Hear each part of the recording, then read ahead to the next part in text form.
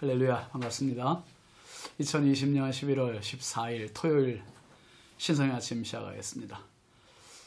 벌써 또 한 주간 다 마무리하는 토요일이네요. 한 주간 수고하셨습니다. 요즘 거리에 단풍이 너무 예쁘잖아요. 떨어지는 게 아쉽고, 가을 놓치기 전에 한번 좀 이렇게 오늘 토요일 조금 여유로운 날이니까 밖에 한번 좀 거리를 걸으시면서 묵상도 하시면 참 좋지 않을까 싶습니다. 내일 추수감사절인데 오늘 한번 좋은 시간 가져보십시오. 오늘 함께할 찬송은 204장 주의 말씀 듣고서입니다.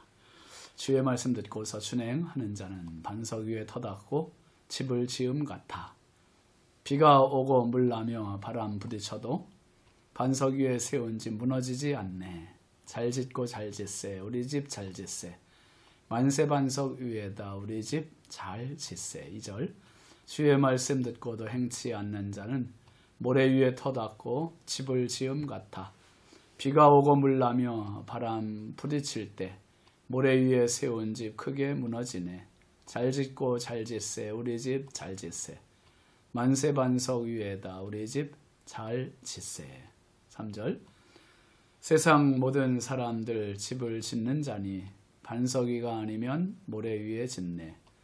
우리 구주 오셔서 지은 상을 줄 때 세운 공로 따라서 영영 상벌 주리.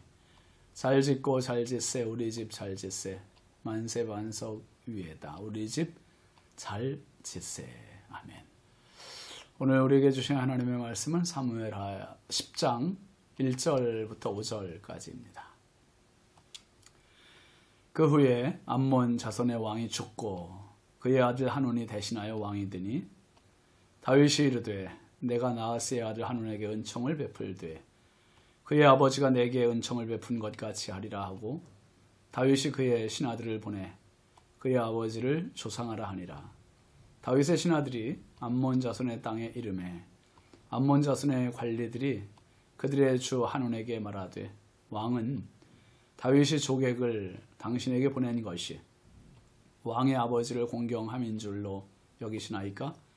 다윗이 그의 신하들을 당신에게 보내 이 성을 엿보고 탐지하여 함락시키고자 함이 아니니까 하니 이에 한온이 다윗의 신하들을 잡아 그들의 수염 절반을 깎고 그들의 의복의 중동 볼기까지 자르고 돌려보내매 사람들이 이 일을 다윗에게 알리니라. 그 사람들이 크게 부끄러워하므로 왕이 그들을 맞으러 보내 이르기를 너희는 수염이 자라기까지 여리고에서 머물다가 돌아오라 하니라. 아멘.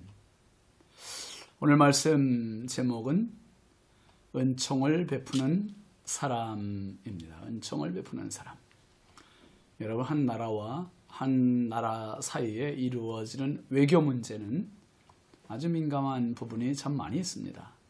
우리나라와 중국, 우리나라와 미국, 우리나라와 일본, 또 우리나라와 북한 사이에, 나라와 나라 사이에는요, 단어 하나에도 참 많은 해석들을 담습니다. 그래서 대변인들이 한번 말할 때, 정상들이 한번 말할 때 그 말에 신중에 신중을 기하게 되고 거기에 어떤 의도를 깔아서 말을 하기도 합니다. 특별히 다른 나라와 관계보다 우리나라와 북한과의 관계는 분단된 지 70년이 이제 막 넘었지만 참 하나 되기가 너무 어려운 관계예요. 우리나라가 북한에 퍼준 돈과 물자를 지금까지 다 모으면 천문학적인 숫자요 양입니다. 그런데 북한에서 그것을 받아서 만약에 주민들에게 다 공급해 줬다면 아마 북한도 지금쯤이면 경제적으로 꽤 발전된 그러한 나라가 됐을 겁니다. 근데 오로지 핵무기 개발에만 몰두하는 바람에 지금 이렇게 낙후된 후진국의 처지를 모면하지 못하고 있습니다. 그래서 우리나라가 북한에 물자를 주고 돈을 지원해주고 그러는 동안 북한은 우리를 향해서 도발하고 또 욕설을 퍼붓고 그리고 오히려 북한이 사실상 이런 관계에서는 도무지 하나 될 수 있는 그런 실마리가 여간에서 풀리지 않는 것이고 점점 멀어지고 뭘 하나 도와줘도 찬물 끼얹는 말만 하고 그런 행위만 합니다. 참 아쉽죠. 근데 중요한 거 한 가지는요. 도와주는 우리나라는 점점 잘 살고 도움받는 나라는 점점 그 가난을 모면을 못하고 참 불행입니다. 오늘 여러분 분명히 하나님의 원리 원칙은 그거예요. 주는 자가 받는 자보다 복이 있습니다. 오늘 다윗의 모습을 한번 보실까요? 다윗은 무비보셋에게 은총을 베풀었습니다. 그리고 암몬 족속을 향해 오늘 말씀에 또 은총을 베푸는 장면입니다. 오늘 1절 2절 한번 보세요. 그 후에 암몬 자손의 왕이 죽고 그의 아들 한온이 대신하여 왕이 되니 다윗이 이르되 내가 나하스의 아들 한온에게 은총을 베풀되 그의 아버지가 내게 은총을 베푼 것 같이 하리라 하고 다윗이 그의 신하들을 보내 그의 아버지를 조상하라 하니라. 다윗의 신하들이 암몬 자손의 땅에 이르매. 다윗이 암몬 족속에게 은혜를 베풀라, 은총을 베풀겠다고 얘기해요. 뭔 말입니까? 지금 암몬 족속의 나하스라는 왕이 죽었어요. 이 나하스라는 왕이 죽고 아들 한운이 왕이 되었는데 다윗이 한운에게 조문객들을 보내는 거예요. 다른 의도 없습니다. 오로지 선의의 의도로 조문객을 통해서 선왕의 죽음을 조문하려고 했던 겁니다.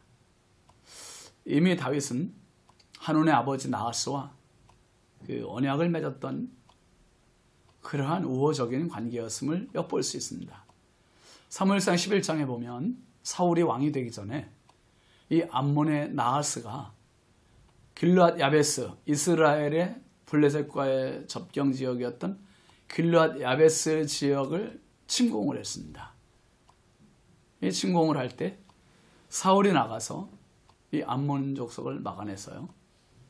그때 암몬이 많은 사람들을 죽었고 사울이 왕이 되고 나하스, 암몬 족속과 그리 우호적인 관계가 아니었던 것 같아요. 그리고 다윗이 왕이 된 뒤에 이 암몬과 다윗과의 관계가 참 우호적인 관계로 전환이 됐습니다. 그리고 나하스, 암몬의 왕이 죽었습니다. 죽고 이제 그 아들 한운이 왕이 되자 이제 다윗이 보낸 이 조문객에 대해 오해를 하는 겁니다. 곡해를 했어요. 그래서 3절과 4절 한번 보세요. 암몬 자손의 관리들이 그들의 주 한운에게 말하되 왕은 다윗이 조객을 당신에게 보낸 것이 왕의 아버지를 공경함인 줄로 여기시나이까. 다윗이 그의 신하들을 당신에게 보내 이 성읍을 엿보고 탐지하여 함락시키고자 함이 아니니까 하니 이에 한온이 다윗의 신하들을 잡아 그들의 수염 절반을 깎고 그들의 의복의 중동 볼기까지 자르고 돌려보내매 했습니다. 여러분, 우리의 마음이 건강해야 할 이유가 여기 있습니다. 내 마음이 건강하면요, 다른 사람을 향해서 괜한 오해를 하지 않게 돼요. 괜한 섣부른 의심을 하지 않을 수 있습니다. 내 마음이 병들어 있으면 모든 사람들을 병든 눈으로 보고 병든 마음으로 보고 그러다 보면 오해가 생기게 되고 오해가 커지면 불미스러운 일까지도 발생할 수 있는 겁니다.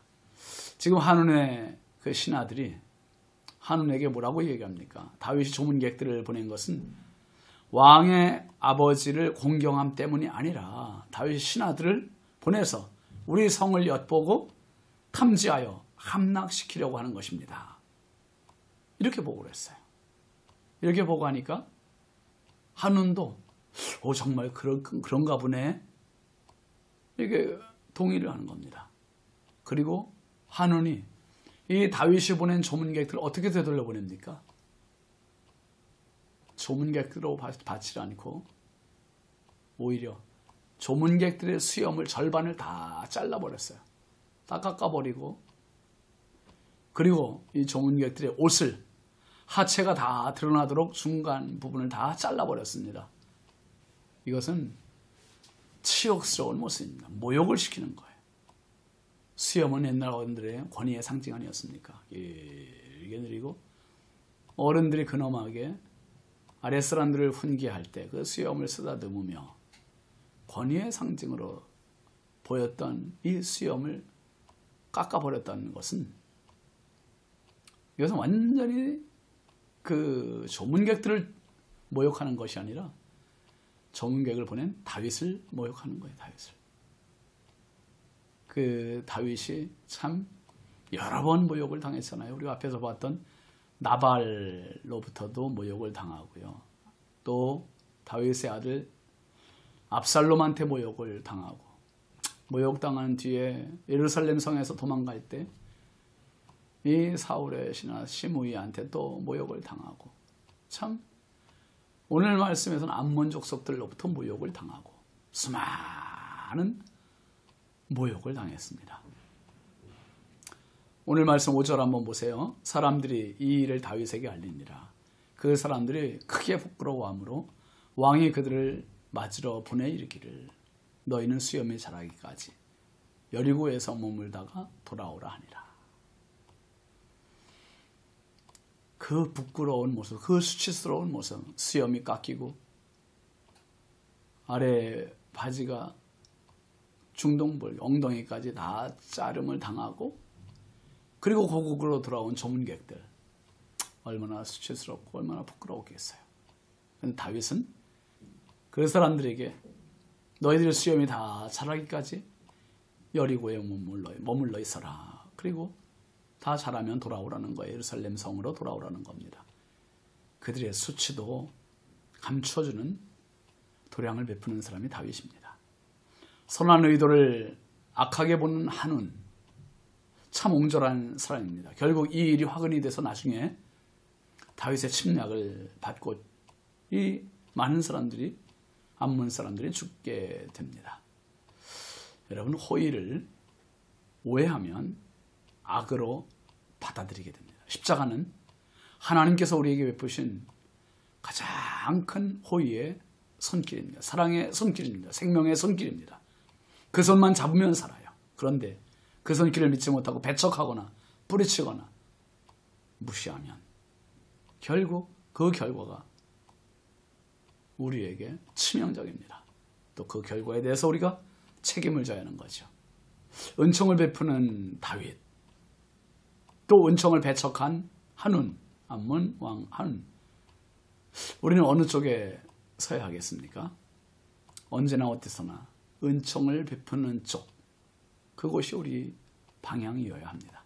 행여나 남의 호의가 있을 때 오해하지 말고 항상 선하게 받아들여서 더 좋은 관계를 만들어내는 은혜의 사람, 은총의 사람, 선의의 사람, 주님이 닦아주신 그 길을 함께 갈 수 있는 믿음의 사람 되시기를 주의 이름으로 축원합니다.